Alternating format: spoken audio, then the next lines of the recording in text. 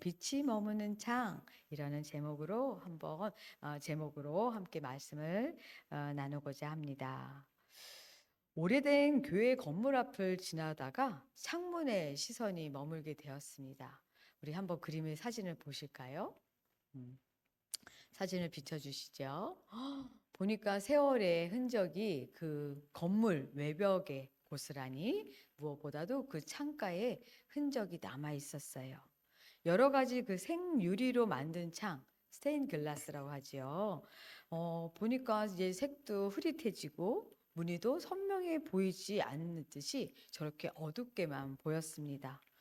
결국 저렇게 시간이 흐르면 저렇게 될 것을 처음 만들 땐 굉장히 정성을 들여 공을 들여 만들었겠지 하는 생각이 들다 보니까 좀 안타까운 마음마저도 들게 되었습니다. 그렇습니다. 이렇게 밖에서 보는 것으로 우리는 참으로 모든 것을 저처럼 판단해 버리고 말지요. 참 결국엔 소용이 없는 일이었나? 이렇게요. 사람도 그러하지요. 겉으로 드러나는 것만으로 우리는 쉽게 판단을 해버리지만 그 보이는 것만이 전부 우리가 헤아릴 수도 또 파악될 수도 없는 그러한 자리가 우리의 사람 안에 또 우리의 자리 안에 있습니다. 오늘 우리가 함께 나눈 말씀을 통해서 바로 그러한 자리를 이야기합니다. 바울은 첫 번째로 우리 함께 나누는 16절의 말씀에 이렇게 얘기합니다. 그러므로 우리가 낙심하지 아니하노니 우리의 겉사람은 낡아진다. 말 그대로 조금씩 예전 같지 않아짐을 시간의 흐름에 따라 우리의 몸 안에 우리의 겉모습에 세월의 흔적이 쌓이면서 낡아진다. 말 그대로 낡아지는 그런 표현을 합니다. 바울 자신도 그러한 시간을 지나고 있었습니다. 기력이 줄어들고요. 어제 바로 그 전에 하던 일들이 오늘은 참으로 어렵게 느껴지는 것. 바로 그 모든 우리의 변화들을 우리의 창조주이신 하나님이 알고 계신다. 바로 그 같은 고백이 바울의 입술에서 나옵니다. 그러기에 바울의 고백은 우리의 겉사람은 낡아집니다. 라고 끝마쳐지는 것이 아니라 같은 문장 안에서 곧바로 이렇게 이어지지요. 바로 16절을 이어서 다시 보시면 우리가 낙심하지 아니하는 것은 우리의 겉사람은 낡아진다 끝나는 것이 아니고 우리의 속사람은 날로 새로워지도다. 믿음의 고백이지요. 믿음의 사람만이 할 수 있는 믿음의 바로 능력으로 할 수 있는 고백입니다. 새로워진다는 것, 이것은 말 그대로 우리가 새롭게 한다는 것이 아닙니다. 새로워진다라고 표현되었지요. 수동태입니다. 우리가 받는 동사입니다. 새롭게 하심을 입는다는 뜻이지요. 내 노력이나 내 지혜로 내 경험으로 우리가 날로 새롭게 하려고 노력해서 되는 것이 아니라 바로 이 새로워진다는 것은요, 바로 하나님께서 내 안에서 하고 계신 일을 뜻합니다. 이 담대한 믿음의 고백이 나올 수 있었던 것, 바로 14절에 바울의 이러한 고백이 있었지요. 14절의 말씀 함께 읽어보겠습니다. 주 예수를 다시 살리신 이가 예수와 함께 우리도 다시 살리사 너희와 함께 그 앞에 서게 하실 줄을 아노라. 아멘. 바울이 결코 겉사람의 낡아짐으로 인해서 더 이상 예전 같지 않은 내 몸 상태로 인해서 낙심만 하는 것으로 끝나는 것이 아닌 이유가 바로 이 구절에 있습니다. 내가 어떤 결심을 굳건히 해서 내가 믿음이 강해서 바울의 믿음이 굳건해서 이렇게 고백한 것이 아니라 바로 예수님을 무덤가에서 일으켜 세우신 죽음을 이기게 하신 그 손이 바로 누구도요? 우리도 예수님뿐만 아니라 우리도 일으켜 세우신다는 그 약속을 붙들었기 때문입니다.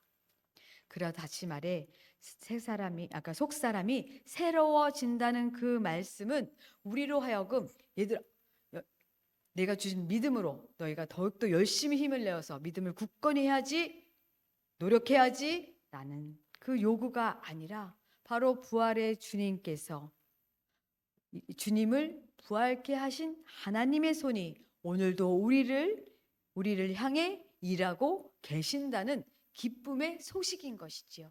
바로 복음 그 자체입니다. 속사람은 날로 새로워지니, 바로 날로 이것은 말 그대로 하루씩 그날 주신다는 뜻입니다. 오늘 하루에 필요한 만큼, 우리가 견뎌낼 만큼, 우리가 살아낼 만큼의 그 힘을 하나님께서 매일매일 우리에게 주신다는 것입니다. 바로 하나님께서 부어주시는 은혜요, 하나님의 또 일하심에 또 우리가 받는 사랑입니다. 이에 17절에서 바울은요, 이렇게 이야기합니다. 같이 한번 읽겠습니다. 우리가 잠시 받는 환난에 경한 것이 지극히 크고 영원한 영광에 중한 것을 우리에게 이루게 함이니 라고 되어 있습니다. 저울이 있어요. 한쪽에는 잠시 받는 환난에 경한 것, 다른 한쪽에는 지극히 크고 영원한 영광에 중한 것. 바울이 겪은 일, 이 바울이 겪은 일 작은 것이라고 이야기합니다. 잠시 받는 환난에 경한 것, 가벼운 것이라고 해요. 그는 어떤 일을 겪었습니까? 매를 맞고 감옥에 갇히고 죽음의 문턱까지 갔던 사람입니다. 그런데 그가 겪었던 그 환난의 그 고초가 그는 경한 것이라고 이야기합니다. 왜 이걸 경한 것이라고 말할 수 있었을까요? 바로 그가 놓은 저울의 반대표에 놓인 그 영광이, 영원한 영광이 중한 것이라고 그는 깨달았기 때문이시죠. 훨씬 값지고 큰 것이라고 그는 고백하고 있습니다. 영광이라고 해석된 그 원어를 살펴보면요, 원래는 그 단어의 뜻이 묵직하다라는 단어의 뜻에서 나왔습니다. 묵직한 것, 우리가 가벼운 것보다는 무게가 무언가 나가면 그것을 쉽게 다룰 수가 없습니다. 그러기에 그 말이 곧 값지다, 존귀하다는 뜻으로 넓혀졌지요. 다시 말해 바울은요, 끝까지 남을 것, 결코 변치 않을 것을 바로 영원한 영광에 중한 것으로 표현한 것이지요. 환란이 곧 영광을 이루게 된다는 말씀은 바로 하나님께서 우리의 오늘을 그냥 지나쳐 버리지 않으시고 친히 하나님의 손으로 인하여 우리의 그런 환란이 거기서 끝나는 것이 아니라, 우리의 삶이 거기서 끝나는 것이 아니라 곧 하나님께서 우리에게 영원한 영광의 자리에 이르기까지 하나님께서 그것을 손수 이뤄 가신다는 약속입니다. 고통의 값을 우리가 치렀기에 영광이 주어진다는 것이 절대 아닙니다.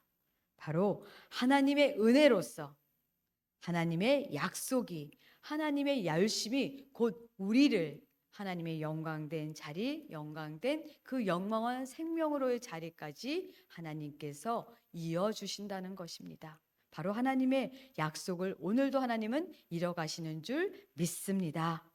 18절의 글에 바울은 이렇게 고백합니다. 우리 18절의 말씀 한번 볼까요? 우리가 주목하는 것은 보이는 것이 아니요 보이지 않는 것이니. 우리가 주목한다고 하였습니다. 주목한다는 거 우리가 어떨 때 쓰죠? 그냥 스쳐 지나가는 것을, 우리가 스쳐 지나듯이 보는 것을 주목한다고 표현하지 않지요. 눈을 떼지 않고 시선을 고정하여 우리가 바로 본다고 할 때 우리는 주목한다는 표현을 씁니다. 우리의 시선을 끄는 것들은 많습니다. 특히 병동에서는요, 오늘의 또 검사의 결과, 또 때로는 우리가 검사에 나타나는 것, 또 의료진의 말 한마디 한마디 표정, 또 아침에 내 몸 상태, 또 때로는 창밖의 날씨, 이런 보이는 것들 우리가 영원히 계속 같은 모양으로 가는 것은 없습니다. 그래 우리의 마음도 그런 우리의 시선에 따라서 마음도 이랬다 저랬다 변화를 갖게 마련이지요. 그런데 바울은 그런 우리에게 오늘 말씀을 통해 다시금 이야기합니다. 그런 우리의 시선에 따라 움직여지는 그런 마음을 아니라 우리의 시선을 이제는 더 멀리 두고자 권합니다. 바로 하나님의 약속에 함께 하시는 주님의 그리고 우리에게 약속하신 예비된 본향에 우리의 시선을 머물자 이렇게 권하고 있습니다. 눈에 잡히지 않는 이런 것들은요, 결코 흔들림이 없습니다. 바울은 이미 우리가 읽은 본문의 앞전 4장 6절에서 이렇게 고백했습니다. 6절의 말씀입니다. 어두운 데에 빛이 빛이라 말씀하셨던 그 하나님께서 예수 그리스도의 얼굴에 있는 하나님의 영광을 아는 빛을 우리 마음에 비추셨느니라. 하나님이 하셨다고 하시죠. 그 빛을 이미 우리 마음에 비추셨다고 하였습니다. 그리고 이어서 이렇게 또 고백을 하죠. 7절의 말씀입니다.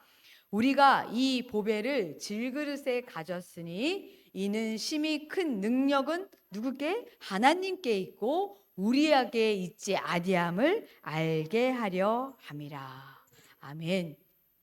그릇은 약해서 결국 시간이 또 지나고 세월의 흔적을 입어 깨지기 마련입니다. 또 작은 충격에서 부서질 수 있어요. 하지만 그 안에 담긴 것 바로 빛이라고 합니다. 하나님께서 바로 우리가 그 보배를 그 빛을 이 그릇에 담게 하셨다고 하셨습니다. 바로 누가요? 하나님이요. 다시 앞서 제가 교회에 지나가 오래된 교회의 창가에 시선을 머문 이야기를 했는데요. 제가 이제 그 교회 안에 들어가게 되었습니다. 그랬더니 어떠한 일이 어떤 모습을 제가 창의 모습을 보게 되었을까요? 우리 사진을 보실까요? 짠. 밖에서는 그렇게 세월의 흔적에 저 창을 저렇게 아름답게 만들었으면 뭐했을까라고 제가 안타까움마저도 느끼게 했던 그 창의 안쪽에 바로 해가 들어서 빛이 비추니 그 색이 더욱더 선명해지고 그 색을 통해서 그렸던 그림이 선명하게 저렇게 비로소 드러나게 되었습니다. 바로 그 색률이 이 창은 안에서 볼 때 그 그림을 볼 수 있었던 창이지요. 교회 안 하나님의 안에 있을 때 하나님의 빛이 내 안에 빛이 통과되었을 때 비로소 드러나게 된 색과 그림이었습니다. 우리가 한 가지 더 기억할 것은요. 빛이 이 유리를 스쳐서 쓱 지나간 것이 아니라 유리 안에 머물렀기에 바로 색이 되었다는 것이지요. 붉은 빛도 푸른 빛도 빛이 그 자리에 머물러 주었을 때 더욱더 선명하게 그 빛을 색깔을 드러낼 수 있었습니다. 유리가 새 것으로 바뀌어서가 아니지요. 유리는 그대로입니다. 세월의 흔적을 깨끗이 닦아냈기 때문일까요? 아닙니다. 바로 빛이 통과되었기에 바로 그 그림이 그 색이 유리가 갖고 있던 색이 드러난 것이지요. 오늘 다시금 우리의 말씀에 비추어서 우리가 다시금 기억하기를 원합니다. 우리의 삶에도 매번 같은 일이 일어납니다. 살다 보면 예전 같지 않은 우리가 순간을 맞이합니다. 시간을 또 맞이합니다.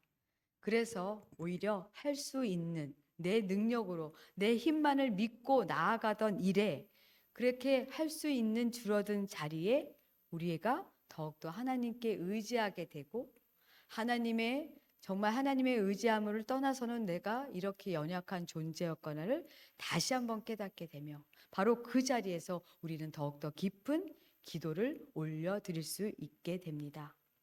길게 우리가 설명하지 않아도 마음이 먼저 앞서 나가는 그런 날에도 바로 하나님께 우리가 먼저 하나님 내 마음이 이러합니다. 우리가 때로는 아쉬움보다도 우리가 감사를 먼저 드릴 수 있는 시간이 또 우리에게 다가옵니다.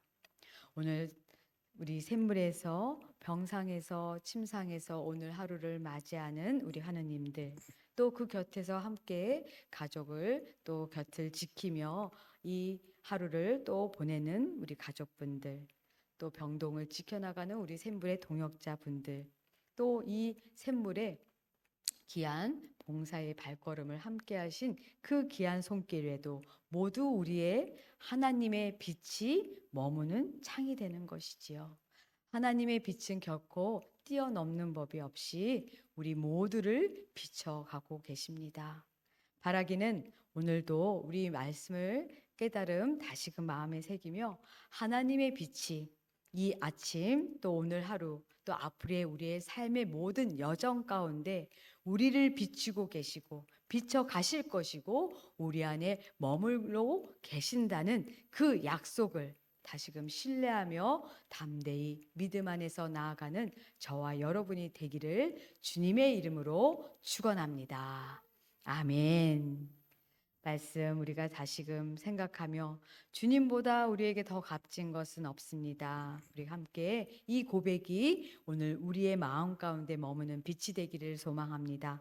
149장